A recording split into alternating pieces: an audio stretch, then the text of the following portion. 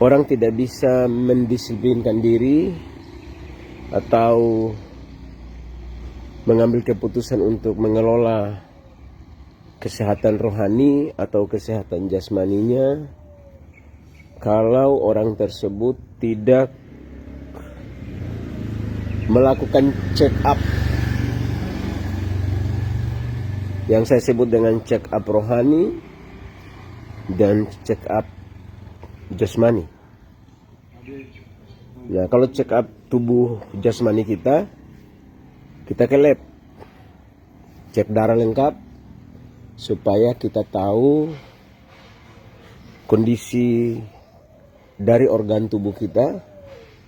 Karena dengan mengetahuinya maka kita akan memutuskan untuk menata kembali pola makan, pola istirahat, dan ada anjuran-anjuran dari dokter yang kita perlu patuhi. Itu akan menolong kita untuk memulihkan kesehatan kita atau organ-organ tubuh kita yang bermasalah. Tidak ada yang tidak bisa disembuhkan, tidak ada yang tidak bisa dipulihkan. Alkitab berkata bahwa tidak ada yang mustahil bagi orang percaya. Tapi dalam ketidakmustahilan itu selalu ada cara, ada metode, ada rules yang Tuhan tawarkan. Jadi iman kita itu bukan iman buta, tapi iman yang disertai dengan perbuatan. Karena Alkitab berkata iman tanpa perbuatan itu mati. Jadi saudara mau sehat, tapi perbuatan saudara harus penting. Nah, itu yang saya pelajari waktu belakangan. Nah, termasuk kesehatan rohani. Banyak orang mau berubah, banyak orang mau memperbaiki kelakuannya, tapi dia tidak berani mengecek kelakuannya itu seperti apa. Ada orang yang tidak berani melakukan check up rohani, yang saya sebut dengan check up kondisi rohaninya. Nah, sehingga dia mau mengubah hidupnya tapi tidak tahu memulai dari mana. Dia mau mendisiplinkan dirinya tapi tidak tahu memulai mendisiplinkan kehidupan rohaninya itu startnya dari mana. Karena dia tidak pernah melakukan check up atas kondisi rohaninya, Bapak Ibu. Padahal kita harus melakukan check up. Kalau check up jasmani, check up tubuh.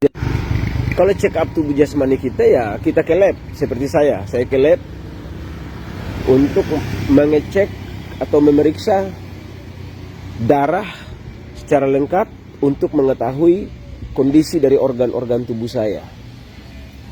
Nah, kalau check up rohani, kita kemana? Ya, saudara, kehadiran Tuhan.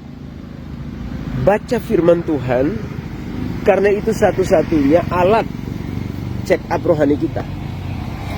Tentu nanti Roh Kudus akan menggunakan firman itu untuk menegur, mendidik kita, menyatakan kesalahan kita, kemudian memunculkan karakter kita yang sebenarnya.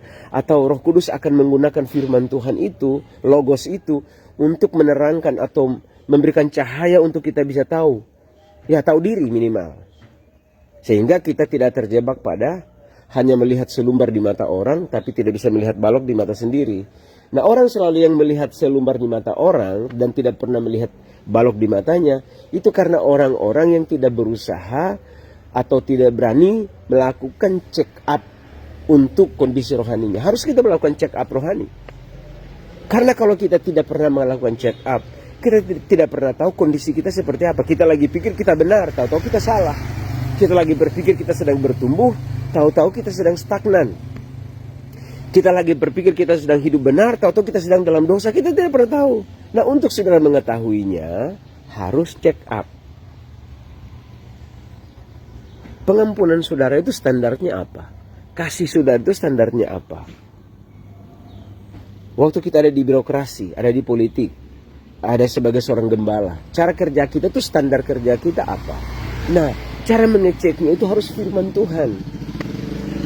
Nah, Roh Kudus akan mengurapi kita, sudah mengurapi kita untuk, nah ingat, fungsi Roh Kudus itu bukan sekedar bikin saudara merinding, bukan bikin saudara terbang-terbang, bukan. Menurut Tuhan Yesus, Roh Kudus datang untuk menginsafkan kita. Menurut Tuhan Yesus, Roh Kudus akan menolong kamu untuk mengingatkan kamu akan segala sesuatu yang pernah kukatakan kepadamu. Itu yang Yesus janjikan kepada kita. Jadi Roh Kudus itu hanya menolong seseorang yang membaca firman. Beta ulang lagi ya. Roh Kudus hanya bisa menolong orang yang baca firman. Kalau saudara tidak baca firman, Roh Kudus mau tolong saudara dari mana?